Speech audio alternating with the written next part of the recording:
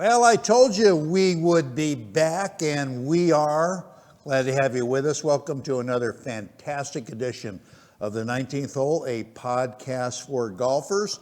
Hope you had a chance to play some golf wherever you are. Last week, I know in some parts of the country, it was like a miserable, and I'm talking snow and hail and all that good stuff, but the weather out here in Southern Nevada, in Las Vegas, has been pretty damn good, so golf courses are jammed, and we absolutely love to see it.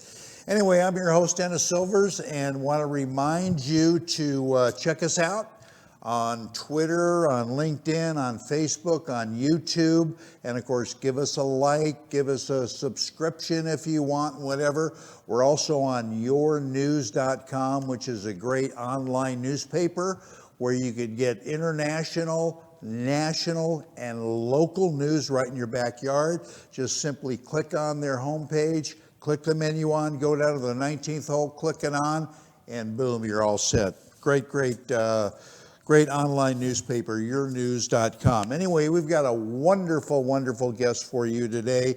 Gentleman who's been in the golf business a long, long time, played golf both professionally, has been a top teacher for like ever, and really one of the good guys in the game, both on and off the golf course. So we've got a full show with him. So right now it's my pleasure to bring up and introduce, as they say, a great guy, Mr. Mike Bender. And there he is. And Mike, thanks so much for taking time out. I know you've had long days for a while because it's kind of your season, but thanks for coming on the show with us. Hey, Dennis, thanks for having me on. It's always good to catch up with you and see what you're doing and be on one of your famous shows. Well, I appreciate it. I've got to turn your volume up a little bit. I could just barely hear you, but I can hear you now. But anyway, let me tell everybody a little bit about Mike Bender. Mike's been a long time highly ranked Master Tour instructor and is the director of golf at the Mike Bender Golf Academy in St. Mary, Florida. In other words, he's the boss. All right. Going through Mike's accomplishments and awards, that would probably take up most of his interview time. So let me cut that back a little bit and give you just a few of the highlights. 2009 PGA National Teacher of the Year, ranked among the top 5 best teachers in America by Golf Digest. And for more than a decade, Mike has been included in Golf Magazine's top 100 instructors. Mike is a much sought after speaker at numerous golf events, related golf events and ceremonies. And Mike teaches and has taught numerous tour players on all of our major tours, such as Zach Johnson, Jonathan Bird, Lee Jansen, one of my favorite, Brian Gay, Jenna Daniels, Joe Mee Kim, Kathy Postlethwaite, name from the past, Vicky Hurst, a name from the past, and dozens of others. Former PGA Tour player himself, Mike still is quite an accomplished player and is more than able to kind of walk the walk, as they say, with his students. So as they say, Mike, it's really, really a pleasure to have you on. Let me kick it off this way and start asking you this. Mike, what's the general rule of thumb when it comes to other teachers like you do at your academy or school as it relates to their swing philosophy? Does it have to be exactly like yours? Does it have to be close to yours? Can it be totally different? What's your criteria for that when you're looking to hire a new Are you instructor? talking about instructors that work with me at my academy? Is that what you're asking? Yes. When you bring somebody new on board. Yeah, so I'm pretty particular. I think the great part about golf is there's a lot of philosophies that work, right? There's no one way to do it, and everybody claims that their way is the best way, so to speak, or whatever. But the bottom line is, though, I think when you're at a particular facility, that everyone needs to be on the same page. and the philosophy, the message, the drills, need to be consistent, because that way there's not confusion where you look over and somebody's doing something completely opposite of what you're teaching. To me, that creates doubt, confusion, that type Right. of thing. So I'm very particular on making sure that our instructors are on board. And I mean, we're always looking for, better ways to do something, or if something makes sense. I mean, we're not so pigeonholed that all we do is one way, but we all want to be on the same page. What is your, I'm curious to see your answer. And as you know, there has been multitudinous swing theories that have been developed over the last couple of decades. All, Mike, and I think you'll agree with this, with the same goal, and that is to deliver the club head squarely to the ball. So why in the hell have all these different philosophies developed over time, do you think? Well, I think part of it is that, no matter what you believe, you can find somebody on the PGA Tour that does it the opposite way and gets results.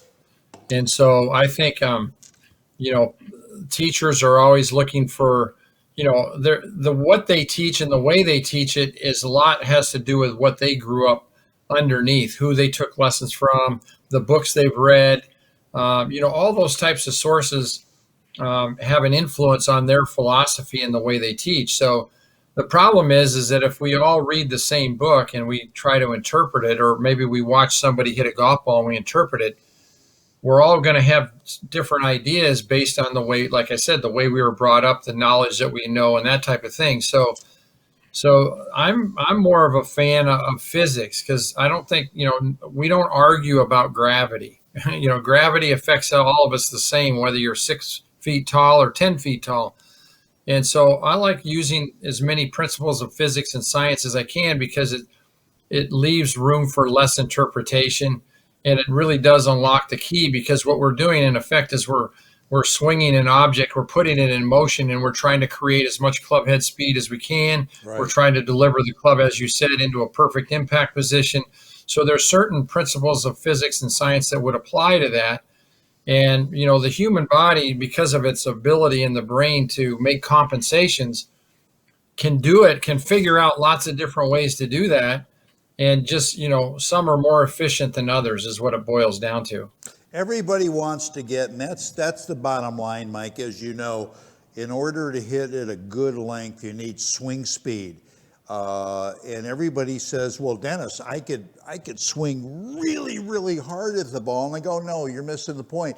It's not as hard as you swing. You've got to swing faster at the ball. And everybody goes, oh yeah, a lot easier said than done, which I think is true. So what do you tell people about swinging the club faster, not harder?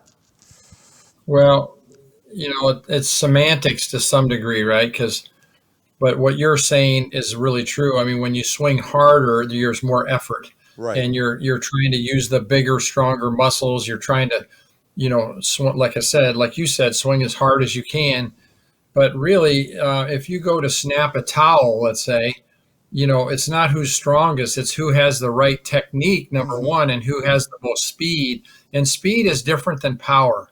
I equate power to like lifting something. If I'm lifting weights, I'm a power lifter. I'm going to use my strong muscles and everything. But Right. when I'm trying to create a whipping action of the golf club, I need speed, and that's more quickness, like ping pong or drumming, or like I said, snapping that towel. So, but most golfers out there they have too much tension in their arms and hands. The whole downswing takes 1/4 of 1 second.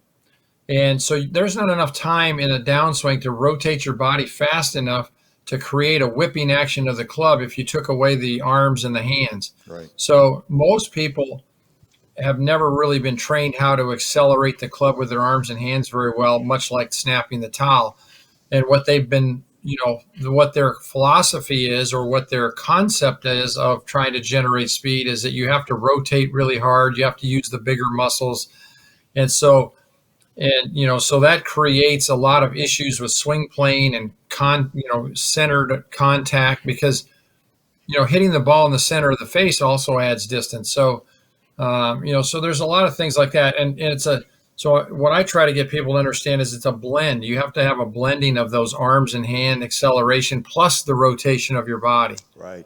Right. So it's kind of like the old example of the boat and the water skier where the boat takes off, the water skier is trailing and they're going at 40 miles an hour. And then the boat makes the sharpest corner it can make. And the water skier then picks up speed. Well, in a sense, that's what the club is doing. And if you can get it accelerating toward the ball very quickly and then rotate at the right time, now you can create a whipping action of the golf club. And it's kind of interesting. The fastest hockey shot on record is 108 miles an hour. And the fastest wrist shot, so that's just using your wrist, is 95 miles an hour. Interesting. So you're only getting 12 miles an hour more by being able to wind up and make this gigantic swing as opposed to just snapping your wrist. Interesting. And most people don't know how to use their wrist properly. So, and matter of fact, they've been told, hey, you don't want to be wristy. That's a bad thing. So They try to take the wrist and arms out of the golf swing, which then makes it even worse. Right. Yeah.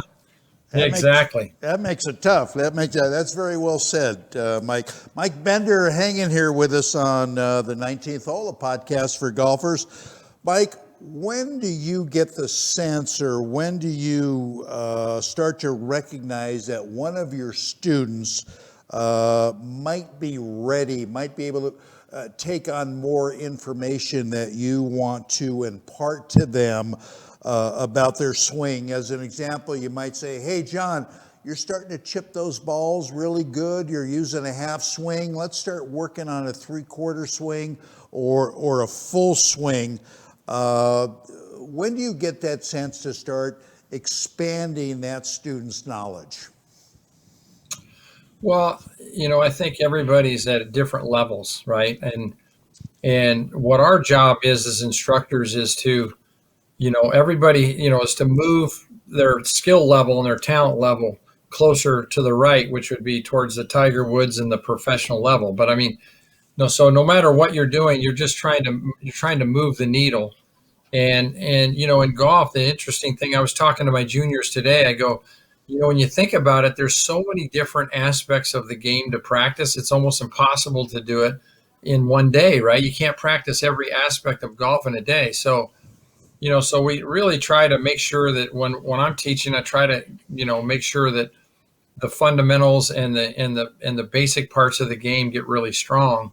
And then we can start to branch off a little bit more in some of the, the side stuff, the trouble shots, or, making the ball curve two different ways as opposed to one, and, trying to just, take it as they go. But, we also have at the academy, we do a lot of assessments. And so the assessments can tell us, what level a player's on. I mean, we tend to go just by our handicap or the scores we shoot or whatever, Right. but there's ball striking assessments. We have a short game test. We do some stuff with the TrackMan and the combine test and things like that. And it's pretty good. People love to see that progress. Yeah. Oh, absolutely. Good answer, by the way. Let me ask you this before we take our first break. It seems that, and you've played with a lot of people in your career, whether professionally or in pro-ams or so on and so forth, it seems that every individual is blessed, for lack of a better word, with having a real talent in a certain part of the game. They hit tee shots great, or they're great iron players. They've got a phenomenal touch around the green for their short game, or they just happen to be super putters for some reason. Why do you think that is? Why do you think people excel more at one part of the game than others? I mean, that's a good question. I think, I don't know it could be because they enjoy that part of the game more, so they spend a lot more time at it. We tend to, as golfers, kind of gravitate what we're good at. And, if somebody's good at ball striking, they spend a lot of time on the driving range, for instance.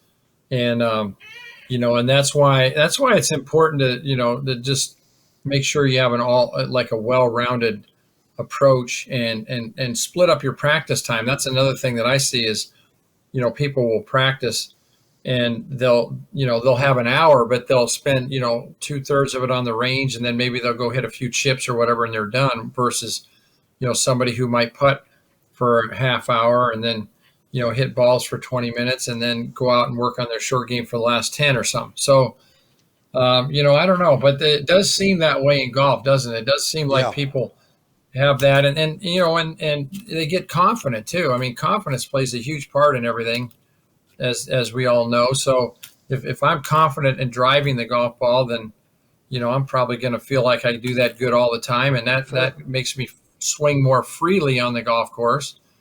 If I'm a good putter, I know that I make putts, so I'm thinking about making every putt I get over versus somebody who's not very good and they're hoping they don't three putt. So the mental side of golf plays a big deal in that as well. Oh, there's no doubt. Well, real quickly, you brought up a good point I want to ask you about. What do you do as a top level teacher to make the short game or putting more sexy so your students practice it more?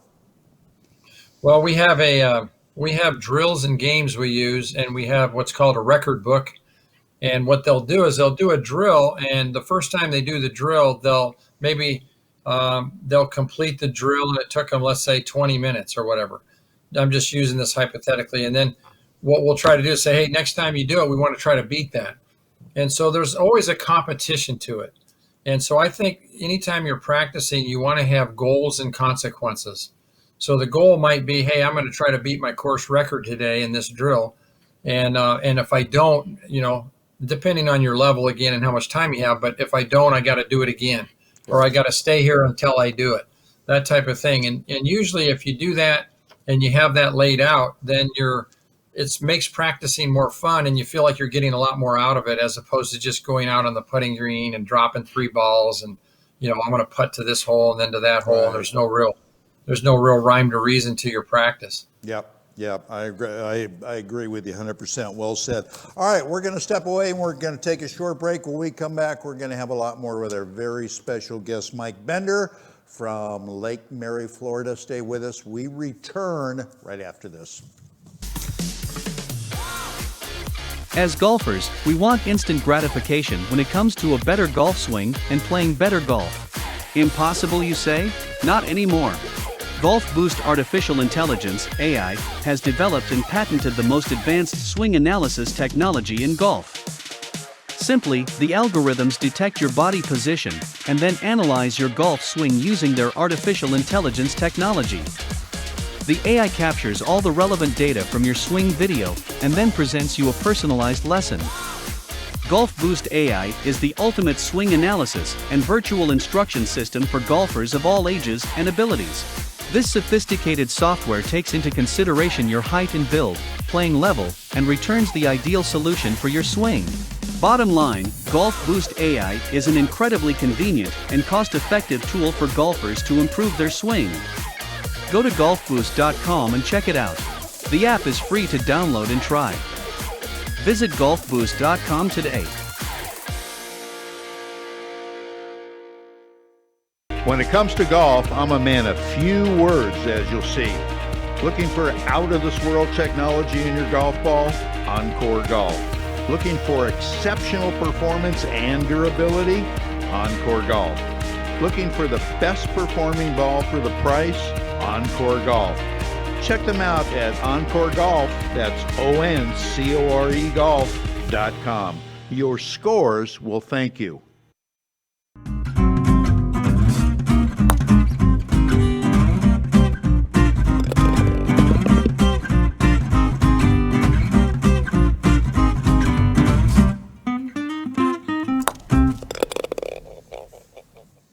All right, welcome back everybody to a continuation of the 19th Hole, a podcast for golfers. I'm your host, very happy to be your host, Dennis Silvers, having a great conversation with a great guy, top tour instructor Mike Bender from the Mike Bender Golf Academy in Lake Mary, Florida. And Mike, when you get a new student, well, let me get back to that. Let me ask you this first.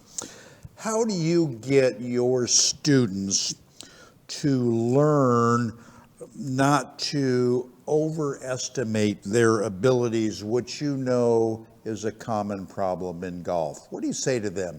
How do you get them to be more realistic? Well, it's interesting because what we'll do is, again, going back to that assessment thing, if we have a new student, we might have them hit 10 balls to a target out on the range. And what we'll do is we'll put we'll put some alignment rods down. We'll put up a shaft out in front of them that's in line with their ball and the target, and then we'll ask them to hit, see how many out of 10 that they can draw around that pole, where they can hit it to the right and draw it into their target.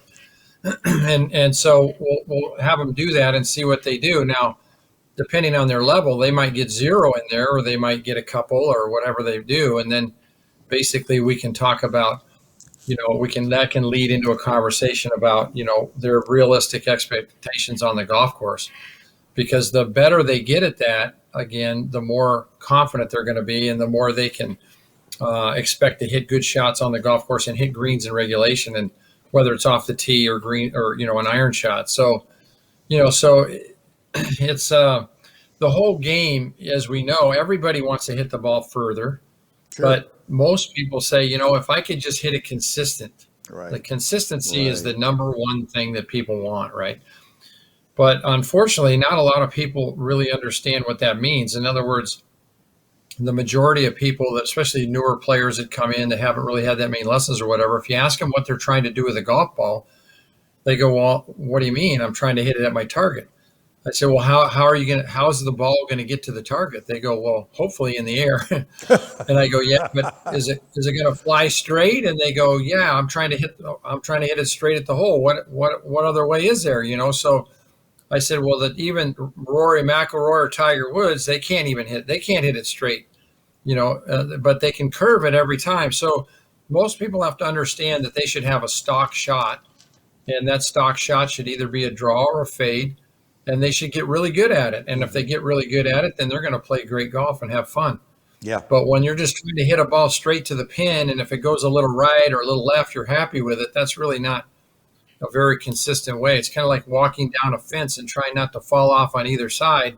That's a pretty defensive way to play the game. Yeah. So once they start to understand some of these things, it makes a whole lot more sense why they're taking the lesson, because the lessons are trying to improve their golf swing in order for them to hit a consistent shot pattern like that. Exactly right. If you're out there taking lessons and your coach is not working with you on that, you might want to rethink, and try to bring that topic up to them, or find somebody that's going to help you with that, because that's really what you need to do, and that's why you should be taking lessons. Exactly right.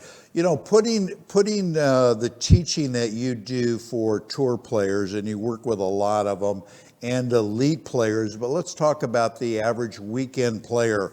When they come to you, Mike, what do you see as the commonality of problems that they come to you for help for? Well, I mean, comparing tour players have a very consistent delivery into the ball, and the PGA Tour players mostly are concerned about controlling the club face. And most amateur golfers have such a poor swing plane or path into the golf ball that most of our work starts out trying to get them to develop a consistent path of the club head into the ball. So amateurs are more concerned typically with path in the beginning, and then like tour players already have that, and they hit it solid and they hit it really good, but they're trying to control the face, because the face ultimately is going to determine how much curve is on that golf ball and how consistent they can be. Correct. That's I agree with you 100%. Staying on that theme, kind of, Mike. You instruct a lot of tour players, as I mentioned, a lot of elite players. When you work with them, how much different is your message to them as opposed to, again, the weekend player that's coming to you for help, that's coming to you to get better? Is it a big difference in the message, or are there similarities? Well, the ultimate goal of hitting consistent shots, scoring well, and all that is it doesn't matter what level golfer you're on. That's what we're trying to do. But the communication with PGA Tour players or elite level golfers is very much refined, and those players all have tendencies that plague them. So, an elite player will typically have a miss one way or another that creeps up on them, and when that happens, they're falling back into old tendencies. So it's important to know what their tendencies are, and then for them to understand when they aren't hitting as well as they'd like to go into the drills and the things that we do that would kind of get them back on the track, right the ship or whatever. So it's just way more refined, but in general picture, big picture, I mean, they're after the same thing. It's just, they're just on a different level is all, but we're all trying, it's a hard game. I mean, this is a really hard It's game. a hard game. I mean, and so I mean, you take players like Jordan Spieth, and they're at the top of the game, and they're making bombing in putts from everywhere, and then Jordan Spieth goes through this this lull, and now it's great to see him coming back, right? Yeah. So I mean, it's not that different. I mean, amateur golfers, they have swings and ebb and flow of the game, but the main thing that I think is anybody who loves the game, if you can get on a program towards getting better, and it doesn't mean you got to go to the range every day and beat thousands of balls, but there's things you can do at home, that you can do. There's, when you do get a chance to practice, you want to have a plan for how you're going to do that, and Right. some of the drills that you're going to do. And, so the tour players, like, I'm going to see Zach on Sunday, and he'll come down and we'll watch him hit balls, and we'll get, I'll look at some of the things that we always look at with him, see if they're in check, and we'll, have him hit, do our zone work, what we call zone work. And, there's just a series of things that we do to make sure he's tuned up and ready to go for the Bay Hill tournament. Exactly. And great player for a long time. When you see, again, I'm referring to amateurs, weekend players, and they are just really struggling with one part of their game or one part of their swing. Does that make it easier for you as an instructor to figure out, or does that usually lead to other problems, other compensations in their golf swing? Well, I think it's important to understand cause and effect, because a lot of people can look at a golf swing and say, oh, you're coming over the top of that and you're too steep, or your weight, you're not shifting your weight properly or whatever. They can see that. People can see that, but where they get tripped up is the cause, and the cause can go all the way back to alignment. So let's say the person's lined up to the right, and then if they're lined up to the right, their shoulders get open at address. They don't make a very good pivot because they're aiming to the right, so they have maybe more lift, or they take the club in and lift it up, and then they come over the top, and the result of coming over the top is falling back on their right foot maybe. So you can't just work on stopping that coming over the top or trying to get the weight to the left side, because it's not going to fix it. It's going to probably make things worse. Mm-hmm. And so you got to go back and say, hey, get the alignment right, and then get that pivot turning so that they can then swing the club down from the inside, which, by the way, will automatically tend to make their weight move in the proper manner. And so if you can do that, you can really, really affect somebody's swing in a hurry. Exactly. Before we go to our next break, I want to ask you this, Mike. With all of the great teachers around, such as yourself, with all the golf books, with all the golf magazines, with on the online instruction, with the DVDs available, why in the hell aren't handicaps appreciably coming down, Mike? Well, I think it's for the reason you just said, because what happens is the public is basically uneducated as to what it takes to make a swing change. And so what people want is the magic bullet. They want that.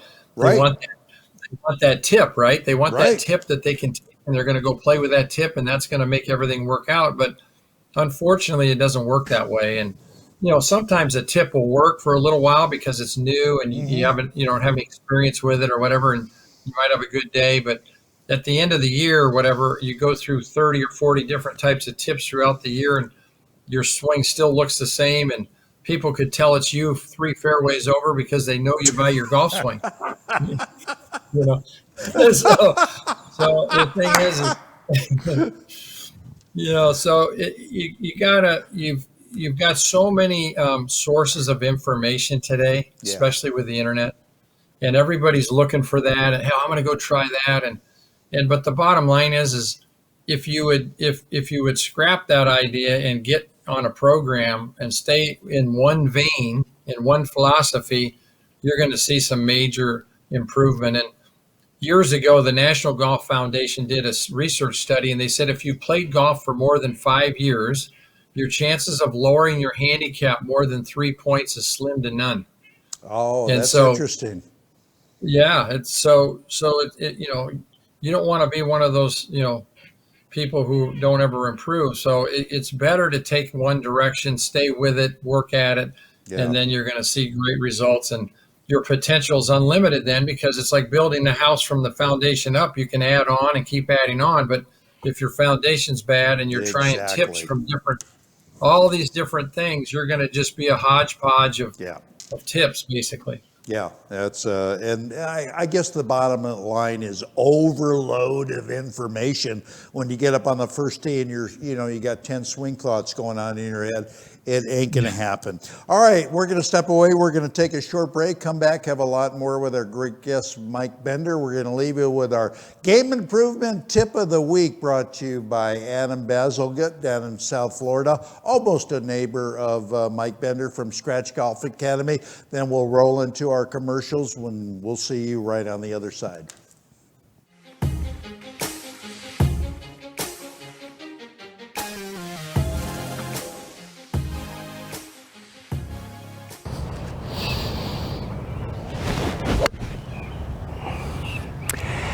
Well, hi, Adam Bazalgett here from Scratch Golf Academy with another swing tip for the 19th Hole podcast golfers. Hope this is going to be helpful to you. We're going to talk about the shoulder turn. How much should you do it? Well, not so much how much, but what angle should you do it on? This trips a lot of people up. It gets a little more complex in golf because we're not standing straight up. It's so easy to turn level when you're standing straight up. We are, however, still trying to turn around the spine, so it's a turn that is perpendicular to the angle you're on. It's not that difficult if you get in front of a mirror and work on it, but it's very, very important, because if you pivot this way, you'll keep a good body angle. Now, we're assuming a good setup. Let me show you a variable on the pivot drill that I think is a great one. To me, makes this thing as easy as possible. So we're going to put our arms like this, little fists, and I'm going to piston my forearms, again, at a perpendicular angle to my body, but I'm really using the body to get them going. So let's try that a couple of times. That's the feel I'm looking for. I can then try it in this fashion. Get in front of a mirror, get this feel, let that take you to the top of the backswing. You're going to have this pivot down in no time flat. Really help your golf.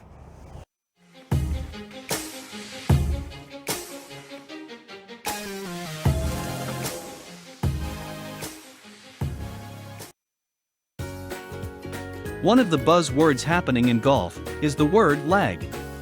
You hear it all the time, but what is it, and how do I get it? Lag simply is the loading of the club to help produce tons of power in your golf swing. Up until now, getting lag into your swing has been very hard. Introducing the Lag Shot, a brand new proven training aid being praised by some of the leading PGA Tour instructors across the globe. This practice aid trains your hands, arms and body how to make a powerful, efficient golf swing with an amazing amount of lag. Lag Shot is a 7-iron length club with the same loft and lie with a whippy, flexible blue shaft and a beautiful jet black club head. After you master the Lag Shot, your game will change forever with a stress-free swing, more power and more distance with lower scores every time you play. Go to lagshotgolf.com and you'll see why this truly is becoming the #1 training aid in golf. Visit lagshotgolf.com. Innovation begins at a single point. Elements, each with their unique character. Fire-forged steel creates unprecedented control. Chemistry delivers a touch so soft, combined to create a level of performance previously unimagined. Like magic, the Boxer, the new tour ball from Encore.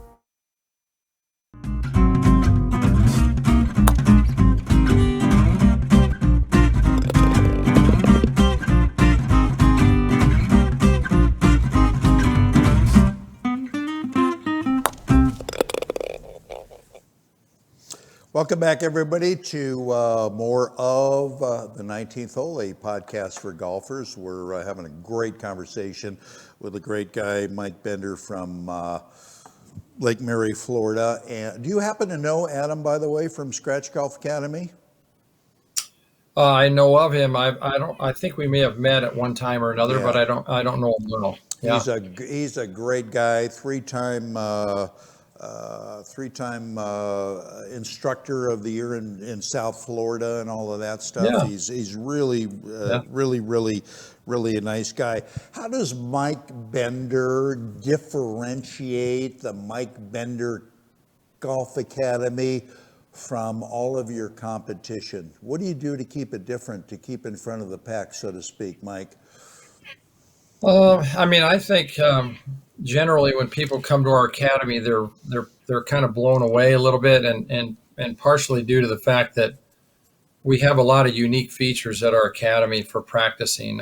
We have a wedge range where we have concrete blocks from 30 to 100 yards out, but then we have what's called trajectory ropes that go across the wedge range, so you can identify what trajectory you're launching the ball at. And and based on, some of our studies and everything, there's a particular launch window that you want to hit your distance wedges that will increase and maximize spin, for instance.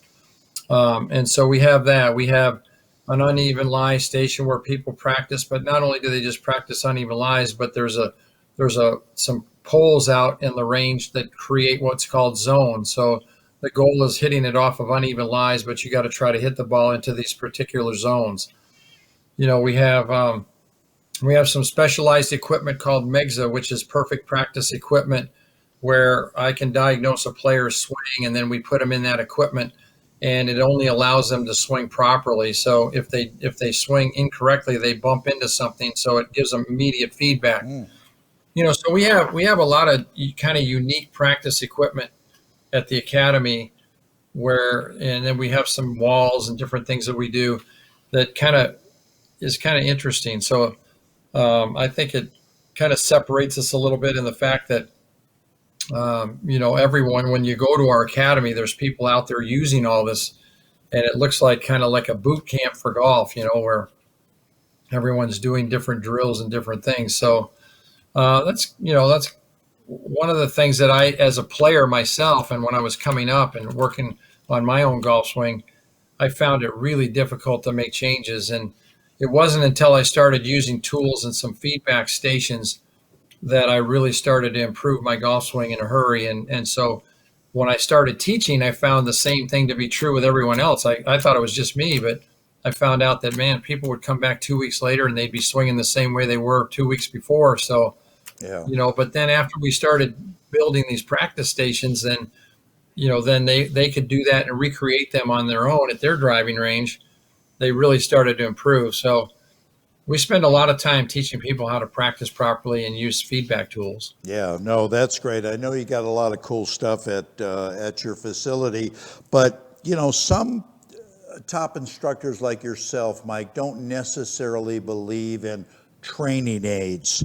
What's your feeling about training aids, and what's your feeling about playing lessons? Again, a lot of instructors don't really care for playing lessons. So what do you feel about both playing lessons, training aids?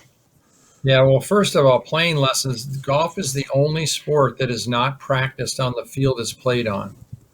So our biggest dilemma as coaches is that we don't have nearly enough time or enough access to golf courses in many cases, or a golf course to give adequate playing lessons. So I think playing lessons I think if you're not doing that, or if you haven't got a playing lesson before, you should get one every year, at least one a year, if not more. But I mean, you can you can go out and experience different situations. And I tell students, if they're going to come for a playing lesson, what I want you to do is write down the 5 worst shots on your golf course that you experience, and then we'll make sure that in that playing lesson we cover those so we can get some on the course practice. So I think playing lessons are vital. I think if you want to become a better player, you have to play golf instead of hanging out on the range. And then as far as training aid goes, there's a lot of them. There's more training aids in golf, training aid patents in golf than all of the other sports combined. True. So there's so many training aids in golf. And to be honest with you, this is just my opinion, and I hope don't offend anybody, but most of them aren't very good. True. But there are a lot of really, really good ones. And the good ones are, a lot of times there's negative feedback and positive. So if you strap something on you and it makes you do it, that's called positive. If you swing and you bump into something, that'd be more negative feedback. So negative feedback is probably 5 times as valuable as positive feedback. So, so depending on how you use the training aids is a big deal. And I think, there's an old saying, Dennis, which we've all known for years, and that is feel is not real. What you think you're doing and what you're actually doing is not real. So true. So if you can have some training aid, and if you can have training aid and feedback, you're now starting to marry the look of the swing with the feel of the swing. And like Tom Kite said, he said you learn mechanics first, and then you learn feel from mechanics, not the other way around. So I'm a big believer in them. I think, in my experience as a golfer and then also as a teacher, I think it cuts down the learning curve considerably. And so I would be a big advocate. Normally, teachers that don't use those are feel type people. They're like feel players. They grew up just feeling it. So they're gonna kind of instruct within their vein, right? And so they're going to be a feel type guy, and they're going to say you need to feel this and do this and so forth, and they're not going to use much of that, and that's fine. And I'm not saying they don't get good results, because I'm sure they do. Otherwise, they wouldn't be teaching full time and that type of thing. But from my perspective, feedback and exaggeration are the 2 must keys to make quick swing changes and positive ones. Well, you've got a very good training aid out. I know that you talk about a lot. Which is? That LC1, am I saying that correct? Yeah. Yeah. I've been, I've kind of always been somebody who, we're problem solvers, right? When we're teaching, we're problem solvers. So I like to try to find things that I can make that could help somebody improve faster and that they could keep in their bag or whatever. So the newest one that I've training aid that I came out with a little while ago is the one that you mentioned, LC1.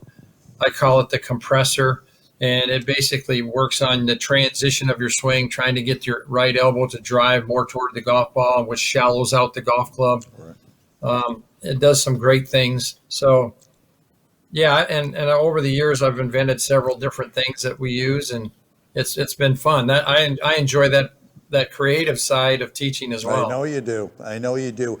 Before we're up against a hard break, a real short one though, Mike, and we'll come back with you. But can you be a good player without a good mental game?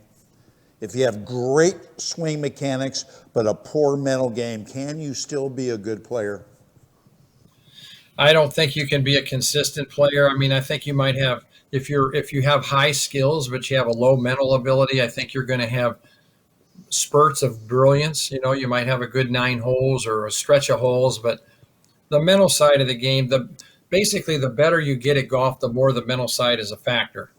If you're a high handicap and your skills aren't that good, then the skill side of golf is way more important than the mental side. Yeah. Because it doesn't really matter how good you think if you can't perform this swing. So true. But to be really good, you got to be good mentally. That's for sure. True. All right, stay with me. We got a real short break, and then we're going to come back. We're going to wrap up the show and finish up with our great guest, Mike Bender. We'll be right back. Dr. Christopher Choi has long been recognized as one of the top concierge doctors in Las Vegas. Dr. Choi and the entire staff at Comprehensive Wellness Center have earned the reputation of unsurpassed medical care and service to all of their patients. In a continuing effort to always advance his practice, Dr. Choi is now offering an additional service to his current patients, as well as new patients. It's the latest, most advanced laser therapy treatment available. It's true being in great physical health is very important, but so is the mental boost you get when you know you look your best. Whether you want to lose those wrinkles, diminish those acne scars, decrease pigmentation, skin tightening or permanent fat reduction, this procedure is the answer. You'll have peace of mind knowing there is no actual surgery and no downtime. You just get results with these amazing laser treatments. You might wonder if it hurts? The answer is no. All you feel is a slight tingly feeling during the procedure. You'll love the results. Call Comprehensive Wellness Center at 702-463-8080.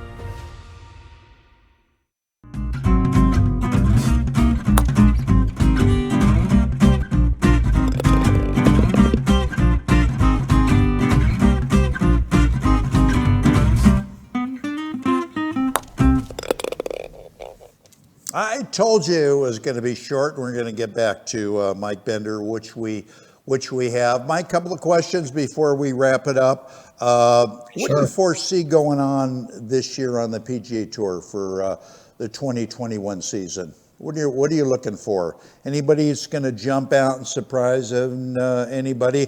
I have always said, and I've been following him for a while, not because he won last week, but Max Soma, I think this guy's due for a major championship this year. Yeah, you know what's interesting is I've been with Zach and some of the players and been around the tour teaching now for over 20 years, and I'd go out there and I knew you used to know everybody. Now I go out on tour and I don't hardly know any of the guys because they're all new and they're all new. They're all really good and so it's kind of gotten to that point where it's I don't follow all the new guys, but I love watching. Zach played with Colin Morikawa out at the PGA when he won. That was an awesome experience out there walking every day with those guys, especially without any fans. I mean, from a sightseeing perspective, but he's amazing golf, talented kid, and there's just so much talent out there. It's hard to say, which is what's exciting about the tour. I think it's great to see these new guys coming up. Yeah. Oh, absolutely. And what's new, if anything, for the Mike Bender Golf Academy, Mike Bender Golf School, and what do you see going forward for you in this coming season? Well, I've got a few projects in the works. I'm potentially starting another academy at another site. I won't say where at the moment because it's kind of still in negotiations. Our Instagram is going full blast and doing really, really well. So we're going to do some fun things with that. We're going to try to get a little bit more involved with that and do some on-course things and, really try to develop a little bit of a club with that where people can get a lot more information. Because as you know, the Instagram, they're just 1 minute clips. So we're kind of limited there. And then I'm also working on an instructor training program, which is going to be like a 2-year program, which is going to train instructors how to really teach and really get into the nuts and bolts of it. And awesome. And I'm excited about that because the PGA does a nice job, but they're so big and they can't really, get as specific into the philosophy that we have and things like that. So I'm looking forward to launching that this year. And a lot going on. A lot going on. Well, that just means we're going to have you on again sooner than later to keep up with all your exploits, which is always fantastic. I'm sorry, and I knew it was going to happen. You did too, that the PGA Merchandise Show in Orlando was canceled. They had a virtual event. Hopefully next year they're going to, everybody's going to be able to show up in person, and we're going to get to run into each other and all of that kind of stuff. But anyway, I appreciate all of your information, all of your time with you, Mike. It's always great seeing you. Always great talking to you. Thanks, Dennis. It's always a pleasure to hang out with you and talk golf. I love it. Anyway, take care, and we'll be in touch soon, Mike. Thanks again. Sounds good. Thanks. You got it. All right, that's going to wrap it up for this edition of the 19th hole, the podcast for golfers. I've been your host, Dennis Silvers, wishing you nothing but fairways and greens. Get out and play some golf if you can, and we'll see you back same place, same time next week. So long, everybody.